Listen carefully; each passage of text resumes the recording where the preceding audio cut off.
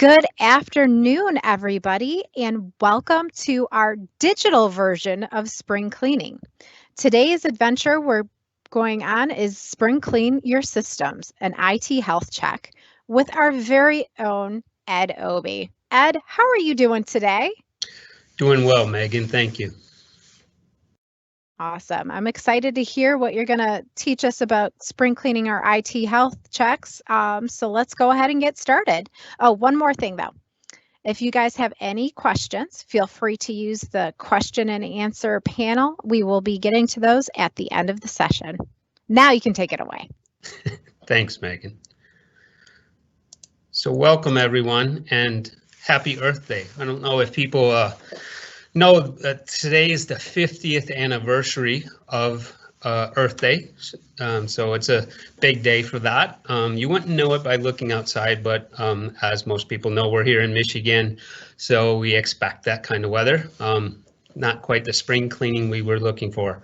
The format today is going to be a little different. I got to tell you, even though we have red in our name, Red Level is a very green company, and we're always looking at doing things for the environment, electronics, even our lights and everything in the building. We have recycling. That's big for us. So this event has been going on for several years, and on your screen, you'll see some of the things we did last year. I mean, 5,000 pounds worth of old tech and equipment.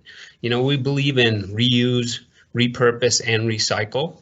And we've been doing that for many years, as several of you know, because you've contributed and participated in these events. We have also typically done this in person and have people in and talk about tech, new tech. Today, obviously with COVID-19, it's a little different. But again, we're glad that you joined us here, and we're going to be talking about what you can be doing during this time. Obviously, the events of the last 5 or 6 weeks have really changed the way businesses and people are operating on a daily basis. And that includes, you know, what we're doing for cleaning. I think everybody has a lot of time, and they've been probably like me. I spent hours cleaning my basement last weekend, and there's no different when we're doing spring cleaning at the office, right? But instead of going down to that room that everyone avoids because they know the old hardware is in there and they need to get rid of it, now it's how do we go about looking at your systems and saying what in here really is essential? Is everything operating correctly? You know, it's kind of that. It's, as we said, that's the health check. So it's really a way for you as an organization to dig in deeper. I think a big, most people that are IT or responsible for IT think about this stuff a lot more than people overall. But COVID has really brought it to the front to say some of the things we take for granted. We just come in, we plug in. It's kind of like the light switch. We hit the switch and the lights come on. We expect the same thing with computers, but when you take thousands of people and put them in all different spaces to work, now some of those components that maybe needed a little attention, but were getting by when everyone was working in the office, now need to be looked at. And that's what we're going to focus on today, is how do you look at your current systems and setups and really understand what the impact to your organization if you don't take care of them. They are systems by chance, whether just like your car, you know, you turn the key or you push the button now and the car starts. But if you don't put gas in it or you don't check the oil, you're going to have issues. Networking systems, IT systems are the same, and they will fail if you're not taking care of them. That can be as simple as cleaning things up. So we've got a lot of different topics we're going to talk about, but really it's about looking, identifying these items, and then building a remediation plan that's going to allow you to keep everything going. So what we are shooting for is to raise the understanding. Again, a lot of people that are tasked with technology as their responsibilities maybe know more about this or work on this on a day-to-day basis, but others in the organization, just assume it's going to work. So what technologies does your organization have? What's your cloud strategy? What's going on with business continuity? Do you have plans that if something stops working, the team knows what to do, you have contingencies in place, and take it even a step further for disaster recovery. Something outside of your control, whether it's power outages, water main breaks, the weather, or a pandemic. Do you have plans? Is that figured out? Does the organization have a plan? And then, like everything else, we can't have conversations about technology without talking about security services. Security services really wrap around everything we do. They're especially important with the way that most people are working right now, because they're not working from inside the building or the office buildings or the traditional spaces. People are distributed and working from home, working from shared spaces, and sometimes they're doing it from their personal computers, or they're doing it from organization issued computers. It all depends. So definitely security services as well as the mobile strategy. We've talked about personal devices or bring your own device. A lot of companies have adopted that in the last several years, and that includes mobile strategy. Many companies used to issue a cell phone to every employee or to people that needed it, and because they wanted to protect their data. But that is changing too. A lot of companies are now allowing people to use their personal mobile devices, tablets, laptops, different devices. So you have to have that strategy. And then the overall architecture and design.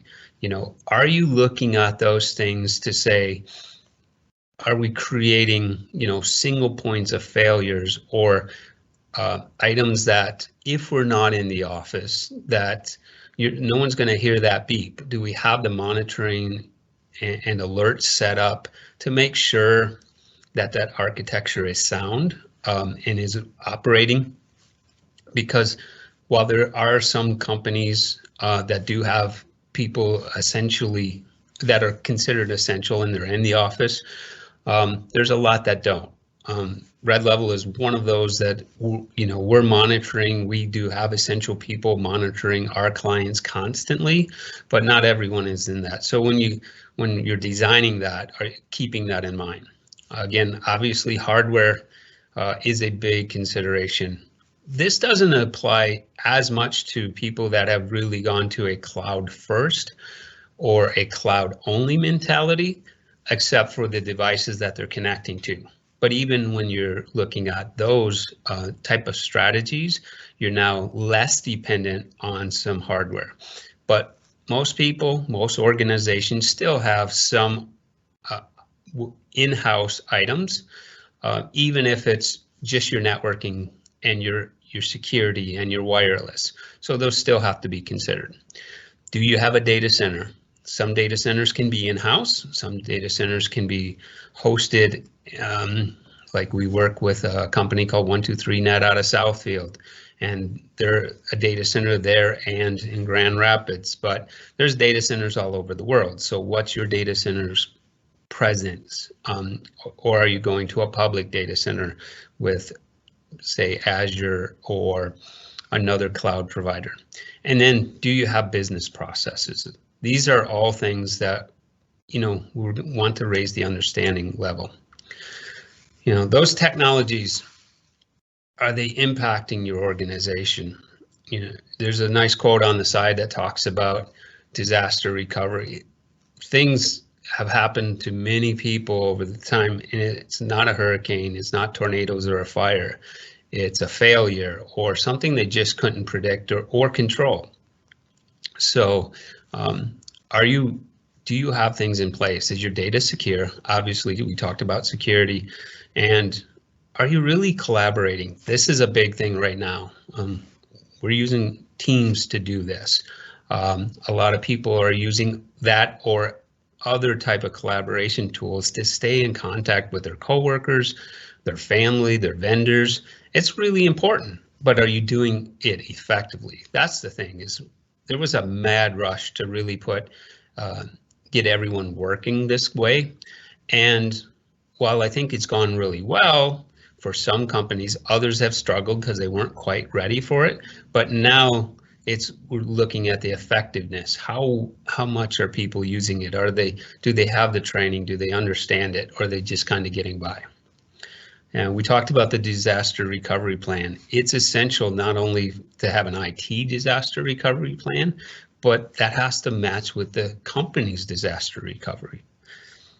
And do you have a bring your own device policy? We talked about that a little bit. What's your infrastructure plan? We talked about design and architecture.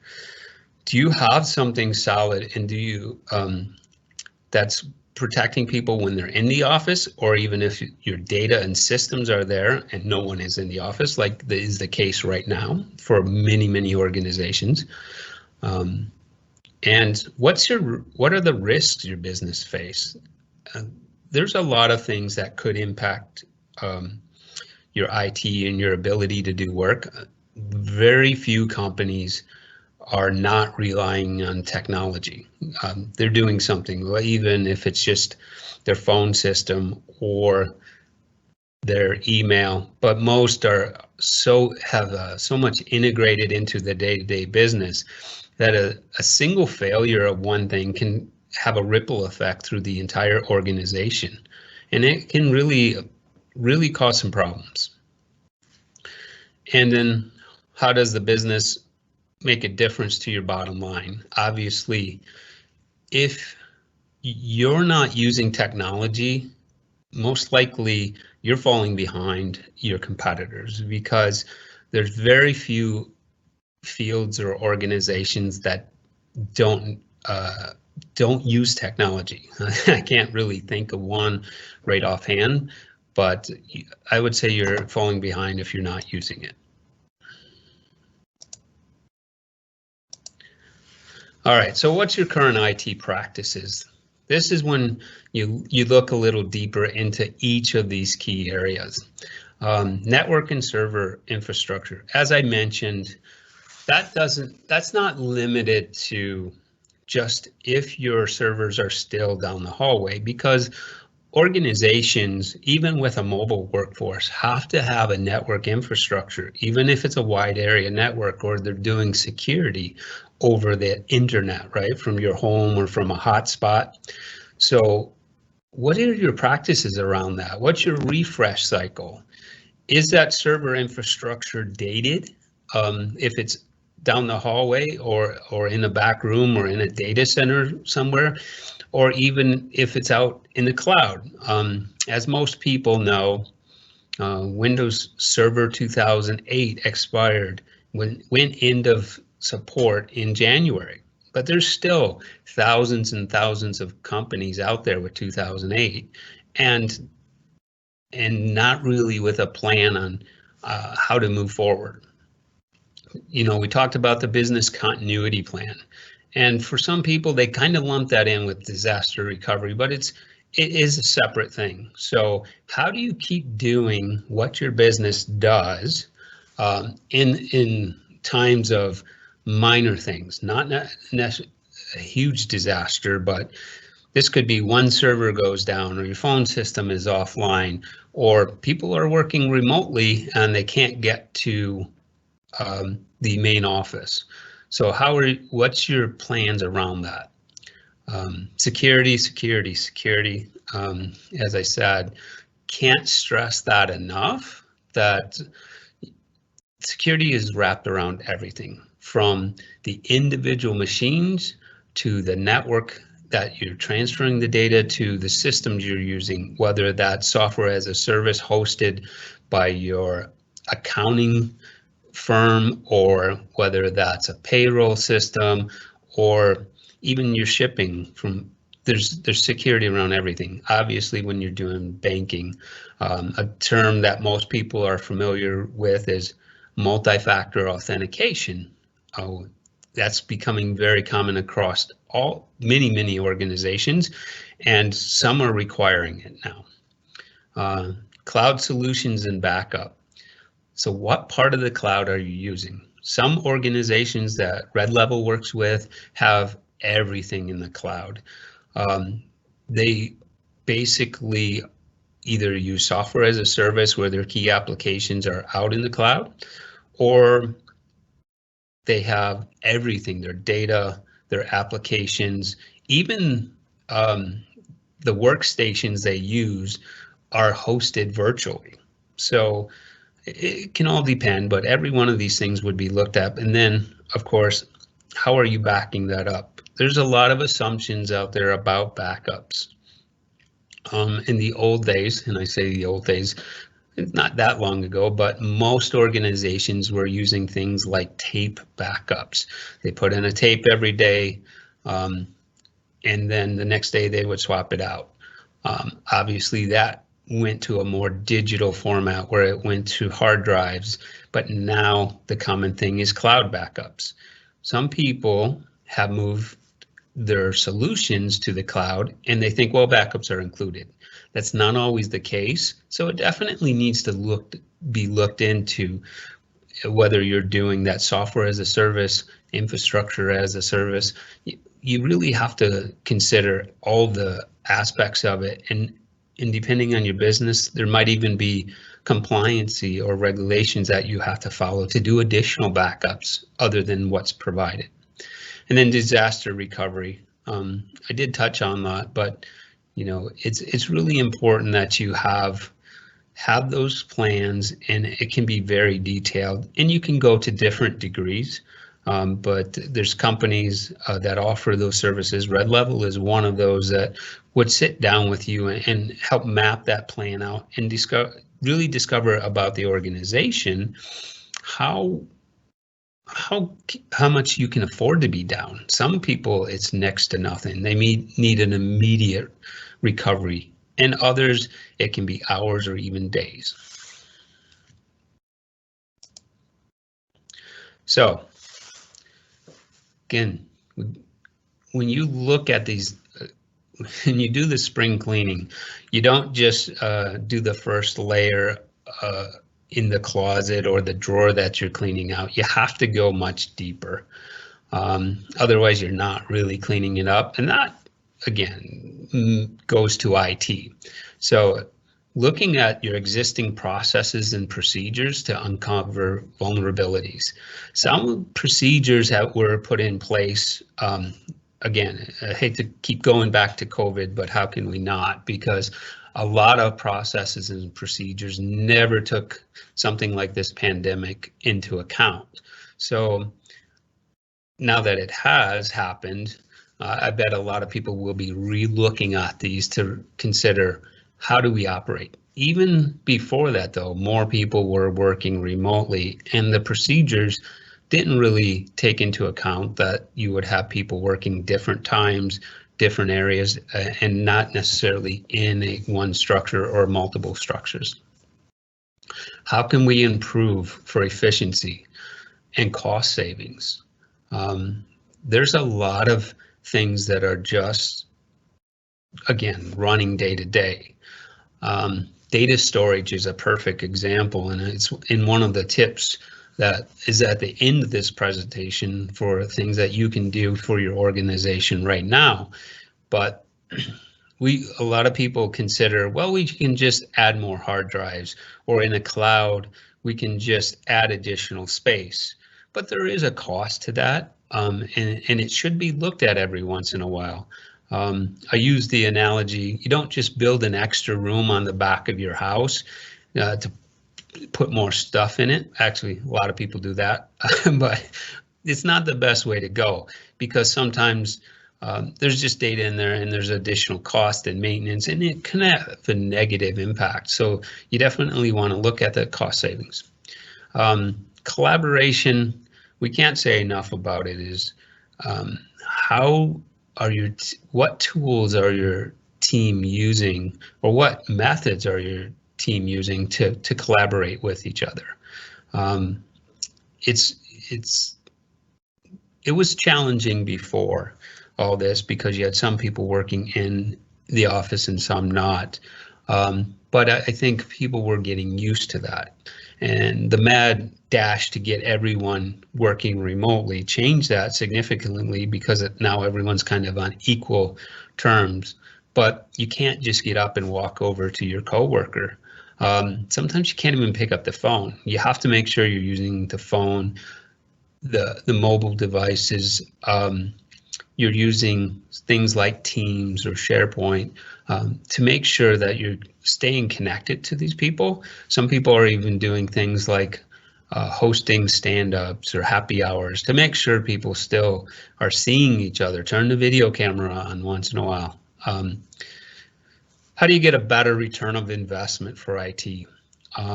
Again, we talk about savings, but it's not only that. When you put a new system, whether it's a hardware system or a software system or a wireless, how do you get the most out of that? And then also that if you're using internal IT or you're outsourcing the IT, that you're getting the best utilization out of that group or those folks. You want flexibility, control, and focus for that IT. There's so many times that people ask, well, what does IT do? And, that's sometimes people going around fixing things. But in a case like we have now is you don't see that. It's all done remotely. And it's been that way for many organizations. They've outsourced their IT, so they're calling in, or people are doing it after hours or behind the scenes. But it's key that the team members are focusing on the strategic items too, and so that the day-to-day items are, if you need help, that's great, and make sure that's taken care of right away, but also that there's focus on those strategic items, that it's not being swept under to say, well, we'll get to it, and that you're utilizing those subject matter experts the right way. Okay, so that's a lot of information that we just went through. So what do you do with it? You really are taking, once you gather all this information, now you have to really review it and dig through it, and then put together a true roadmap that matches with your business roadmap. It's great that you say, I'm going to implement this technology and it's going to make these things better, but you have to really, it has to be aligned with what the organization is doing.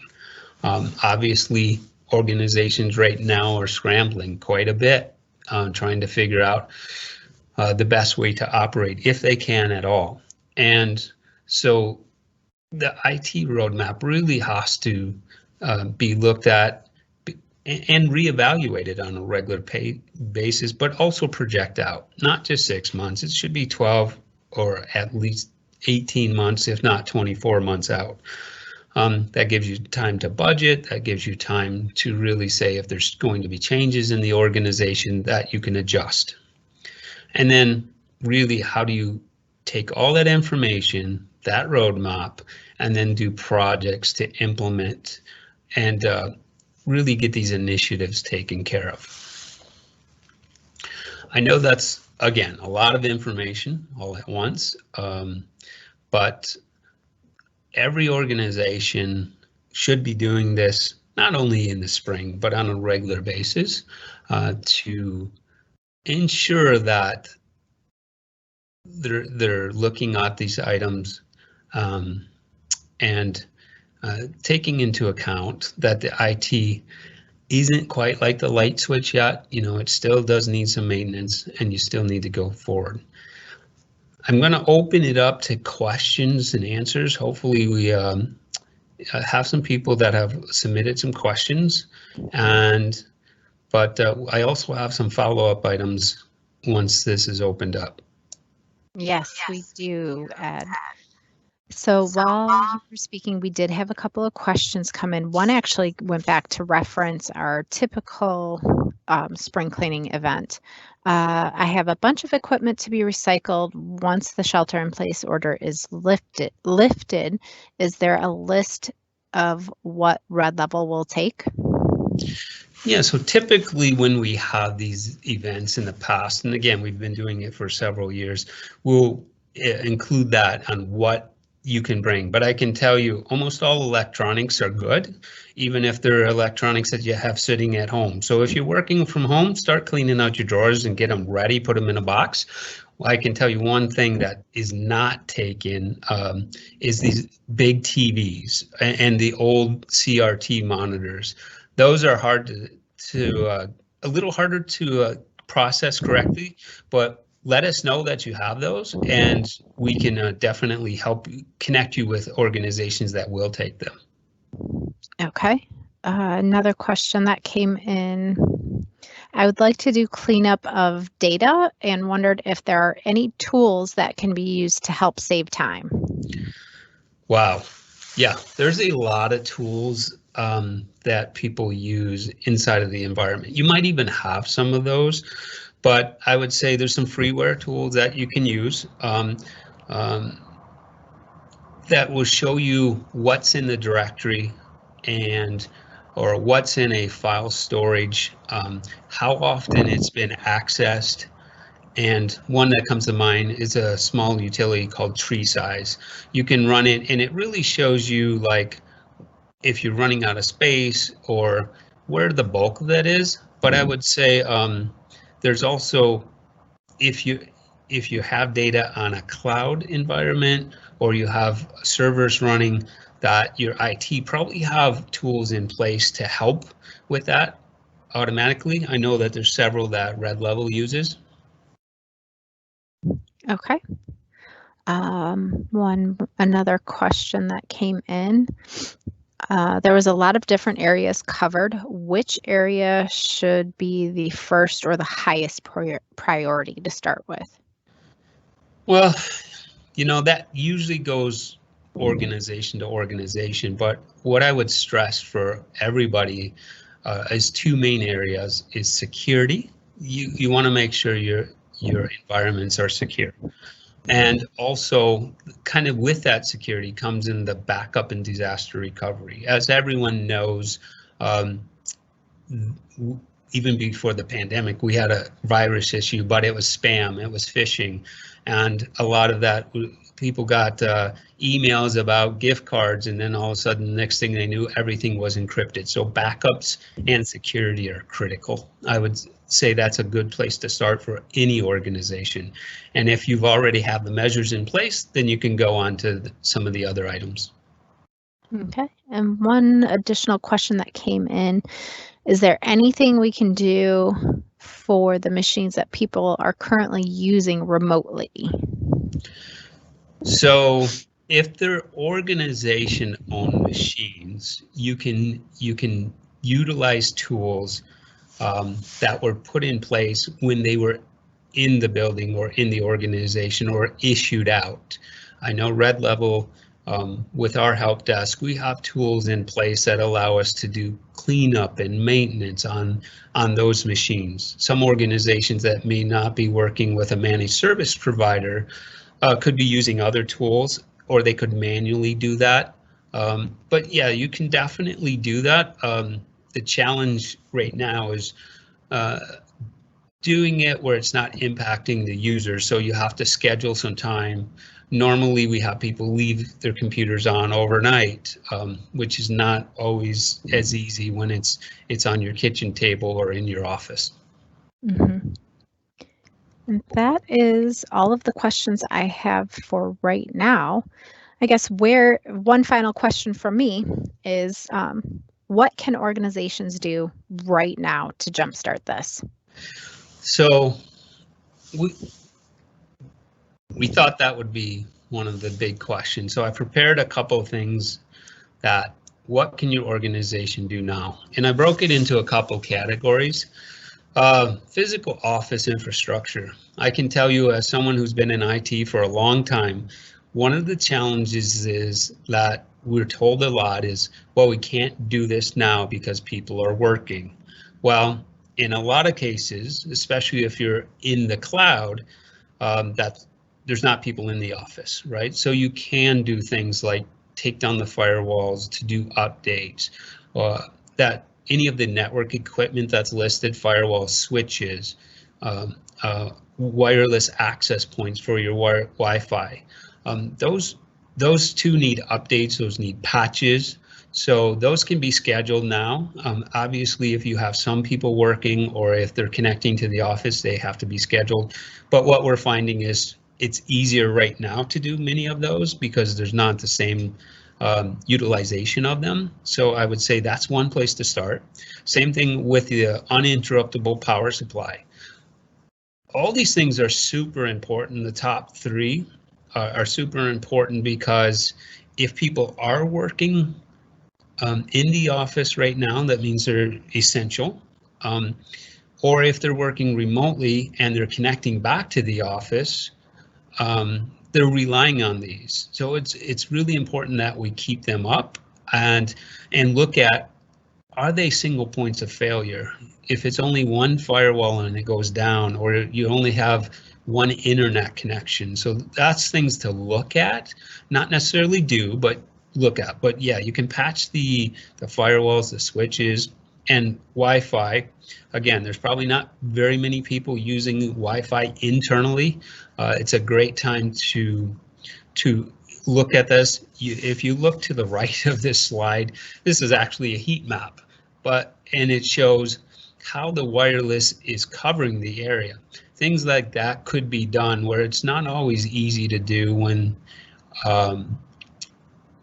during the day or all the time, or make the adjustments. So you can do some Wi-Fi analysis and updates. And then I put AV or antivirus. I mentioned security as top things. Well, making sure that both the servers and the devices that are connecting to them have antivirus running and that they're doing scans. Again, typically the machines are left in the office and left on so these things can be done. If people are, when it's 5:30 or 6 o'clock and they're closing their laptop, it's not allowing the system to run those scans and do it, or they're doing it the next day when they come up. So it's really important those are still maintained and scheduled. Then the other thing that your organization can do, another set of things, is hardware and software updates. This should be an ongoing thing that you're doing, but doing patches not only on the network equipment that we talked about earlier, but on the servers, on the workstations, doing security updates, looking at your warranties. A lot of people have been calling us and going, oh, we didn't renew that warranty. What if our server goes down or our firewall goes down? And so they're making sure that that's taken care of right now because it's super important if they're relying on it. But this is a good time to look at that paperwork. Hopefully it's electronic or you have it somewhere. Same thing with licensing. And some of this can mean savings for the organization. You might have items that you have a warranty on, but it's been off for 6 months or a year. And make sure it doesn't auto renew. Same thing for licensing. You may have some old licensing that was for a system or for user subscriptions that's no longer in use. So I would recommend looking at those, do some cleanup. And then what we have under the cleanup category is a big expense for every organization is both phone and internet connectivity. And I would highly recommend that these are looked at least once, if not twice a year, to make sure that you are, one, getting the fastest connection you can for the budget that you have, but also that you have redundancy, but you don't have any legacy stuff out there. Like I mentioned about forgotten hardware and license, the same things. People, sometimes organizations have connections they don't even remember, whether it's at a smaller office that the people changed or the size changed and they brought a new connection in and they forgot to disable the old one. I've seen old connections on for 2 to 3 years and they're not even plugged into anything. So that's a great way to look at cost savings. Then there's always production data. Earlier in this presentation, I talked about, people think it's inexpensive to store everything, whether it's, boatloads of email or this presentation that you did 5 years ago that was great at the time and you want to hold on to it. Well, you can hold on to it, but there's ways to do that more cost effectively, putting it into a cold storage or an archive versus on an expensive disk, or especially if it's hosted. So I would definitely recommend that you look at that production data and run some tools to do some cleanup. Another great tool that I forgot to mention earlier is a duplicate file finder. I think we're all guilty of making a copy of something and then somebody else makes a copy and pretty soon you have 5 versions of the same file. So there's tools out there that help you search for these and tell you which one is the most current, who changed it, and then you can decide which ones you have to keep. All that adds to less maintenance on your system, usually a lower cost for backup or disaster recovery solutions. So I definitely encourage everyone to look at their production data. Same thing with the archive, cloud, and hosted data. Again, sometimes we put it to the cloud or even in the server down the hall, and we don't see it, so we don't think about it. We just pay the bill every month. But it's worth looking into, and also you don't want to have old data out there that you really don't need. It's just not necessary. And then we can't forget about local machine data. Now, most people and most systems are synchronizing data from the local machine so that you can work even if you lose internet connectivity. If it's syncing, that's great, but if you're one of those people or you have users that are constantly copying to a folder on their local machine that is not syncing, one, it's a lot of security issues. So if that machine gets lost or stolen, that's a big concern. But also just having those multiple versions out there. What if that comes back into circulation and it's not the most current? The worst case, though, is if a machine fails, which still happens, whether it's a hard drive or something else, and that was the only copy of the data. So it shouldn't be there locally. Encourage your users to put that in a central location, whether it's on a server or it's hosted with a cloud service, and that will really help cleaning up that data. Speaking of data, next week, Red Level is hosting another spring cleaning type of thing, and it's called data governance. And that's going to be provided by one of our collaboration and training specialists, Valerie. And I can't say enough good things about Valerie. She's going to go deeper into that data and talk about especially data that you have in the cloud and where it's at, how to get to it, getting the most use out of it. So definitely check this out. I know our marketing team will be sending things up, some follow-up, but that's coming up on the 29th. And then if you looked at some of this stuff today or you listened and then go and thought, wow, that's great, but we need help to do this. We don't either have the people to do this or the time, or maybe just some guidance on how to get that done.